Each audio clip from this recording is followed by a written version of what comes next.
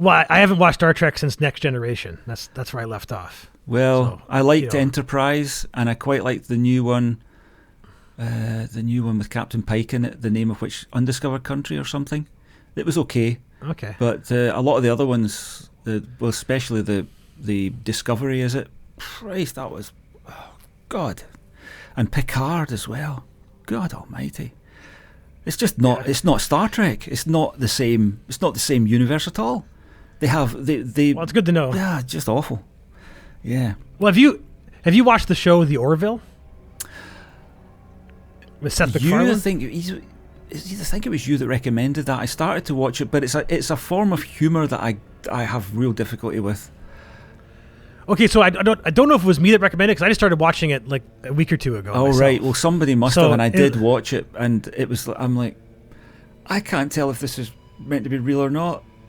I don't know if this is. I can't tell what I can't. There's a particular strain of American humour which I don't get, and it must it must be cultural, and it goes straight past me. I don't know whether I'm supposed to laugh or take it seriously, or I just don't know what's going on.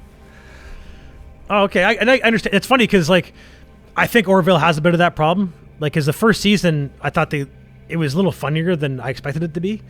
You know, actually, maybe it wasn't. I expected it to be funny because it was Seth MacFarlane, but I was shocked by how Star Trek-y it was. I thought it'd be more of a parody of Star Trek. Whereas I'm in season 3 now, and I talked to my dad. My dad's a huge Star Trek fan. He watches the original Star Trek every night, like with Captain Kirk and everything, William Shatner. So I've been talking about Orville for like 2 weeks now. So my mom and dad started watching it a couple of days ago, and they're hooked on it. They think it's like the best Star Trek they've ever seen. And it's the humor my dad liked at the beginning, but the humor is gone by season 3. It's become a serious show by the time you get to season 3. Right. So you might dig that. But the thing I like about it is like the morality behind it, right? Like the union and how they're trying to gather all these races that work together for a greater good. That's what I mean about how that's the world we could live in. It's where money doesn't exist.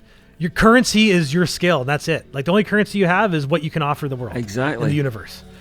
You know, and because like to me, in a world where currency is based on your skill and what you have, I would be a very, very rich man. You know, but in this current reality, you know, my bank account's just kind of sinking a little bit rather than fast, because you know I make a lot less money than I used to, and I have more expenses than I used to. Yeah. So I'm struggling financially right now, more than I have in years. Oh, right. Which is it's hard for me to wrap my head around, but I'm hoping to turn that around soon. Yeah. That's why I hope you do. Because there's nothing worse than money problems. My friend Michael's got severe money problems just now. He's an author, and he hasn't had a book published for a couple of years, and so his money's running out fast, and he's madly writing. He doesn't normally write madly. He writes very, very slowly. He's one of these page a day kind of authors, you know. But he's having to madly scribble out to try and, oh dear, poor guy. But there's nothing worse than financial problems. But yeah, it's exactly right what you say. There's that thing that you can see that people have imagined, as you say, with no money, because money is no longer necessary. It's just a device that's used now to keep us in the hierarchies that we're supposed to be kept in, and it's not really what it used to be in the old days, and I think AI is I think that the dark intention with AI is to neuter any chance of any human skill ever being of any value ever again. That what we'll be able to do is we'll be able to cut the population down, because nobody wants to procreate, because it's too difficult, and they've made it too difficult to have kids and bring them up and all that kind of stuff.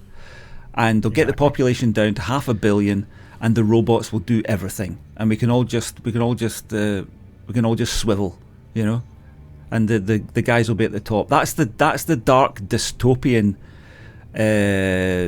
Davos Illuminati kind of view of things.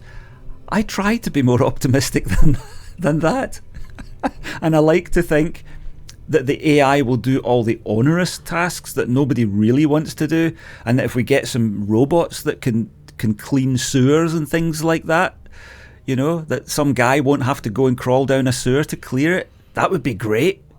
You know, that are I don't know if I want our police to be robots, but maybe police could be robots. I don't know about that. Maybe RoboCop comes to mind. I don't know, Terminator sort of thing.